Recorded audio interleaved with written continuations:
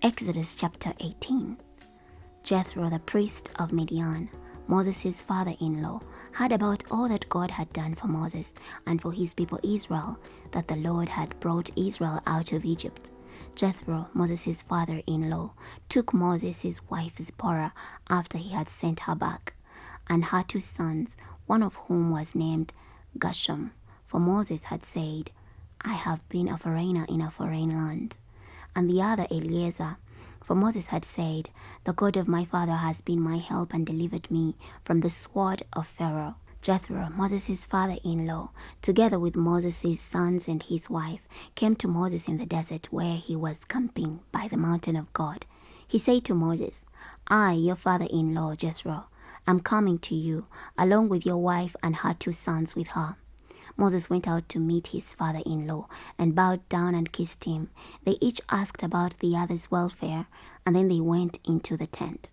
Moses told his father-in-law all that the Lord had done to Pharaoh and to Egypt for Israel's sake, and all the hardship that had come on them along the way, and how the Lord had delivered them. Jethro rejoiced because of all the good that the Lord had done for Israel, whom he had delivered from the hand of Egypt. Jethro said, Blessed be the Lord, who has delivered you from the hand of Egypt, and from the hand of Pharaoh, who has delivered the people from the Egyptian control. Now I know that the Lord is greater than all the gods, for in the thing in which they dealt proudly against them, he has destroyed them. Then Jethro, Moses' father-in-law, brought a burnt offering and sacrifices for God.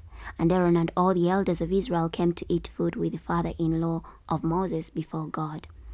On the next day, Moses sat to judge the people, and the people stood around Moses from morning until evening.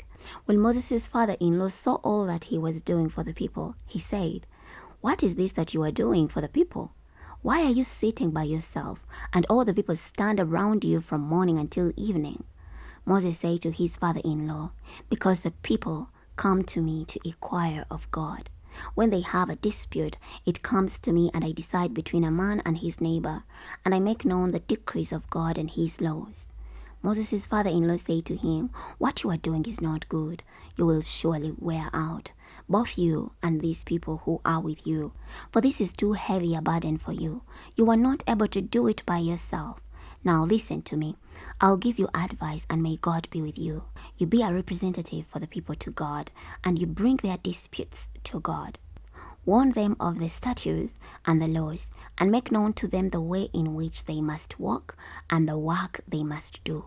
But you choose from the people capable men, God-fearing men of truth, those who hate bribes, and put them over the people as rulers of thousands, rulers of hundreds, rulers of 50s, and rulers of 10s. They will judge the people under normal circumstances, and every difficult case they will bring to you. But every small case they themselves will judge, so that you may make it easier for yourself, and they will bear the burden with you. If you do this thing, and God so commands you, then you will be able to endure, and all these people will be able to go home satisfied. Moses listened to his father-in-law and did everything he had said.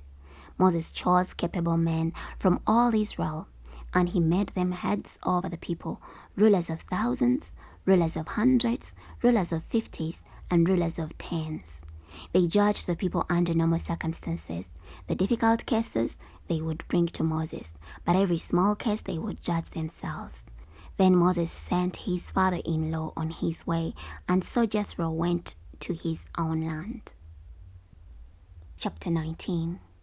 In the 3rd month after the Israelites went out from the land of Egypt, on the very day they came to the desert of Sinai. After they journeyed from Rephidim, they came to the desert of Sinai, and they camped in the desert. Israel camped there in front of the mountain. Moses went up to God, and the Lord called to him from the mountain, Thus you will tell the house of Jacob, and declare to the people of Israel, You yourselves have seen what I did to Egypt, and how I lifted you on eagle's wings, and brought you to myself.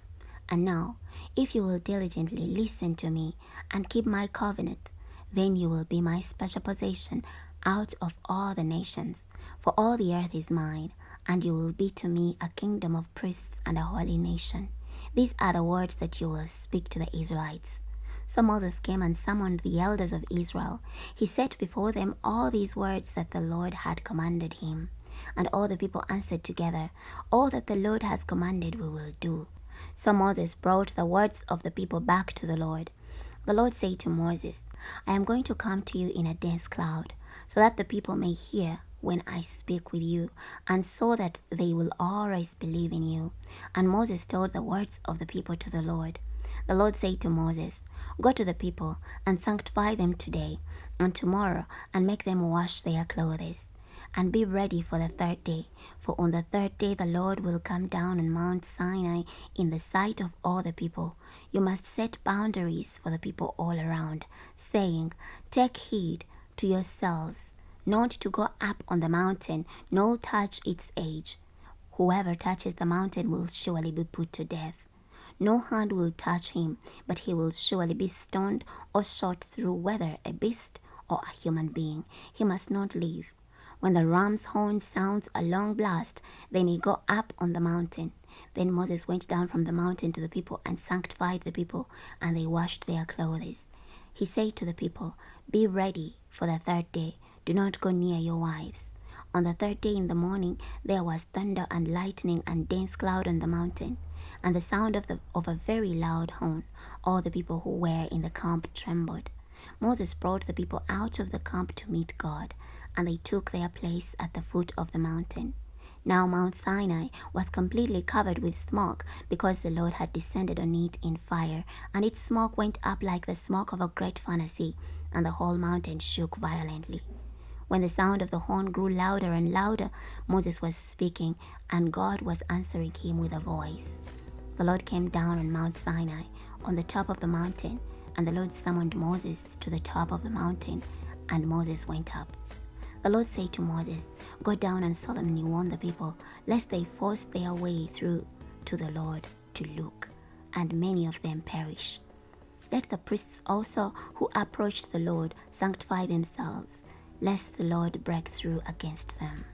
Moses said to the Lord, "The people are not able to come up to Mount Sinai, because you solemnly warned us. Set boundaries for the mountain and set it apart." The Lord said to him, "Go, get down and come up, and Aaron with you. But do not let the priests and the people force their way through to come up to the Lord, lest he break through against them." So Moses went down to the people and spoke to them.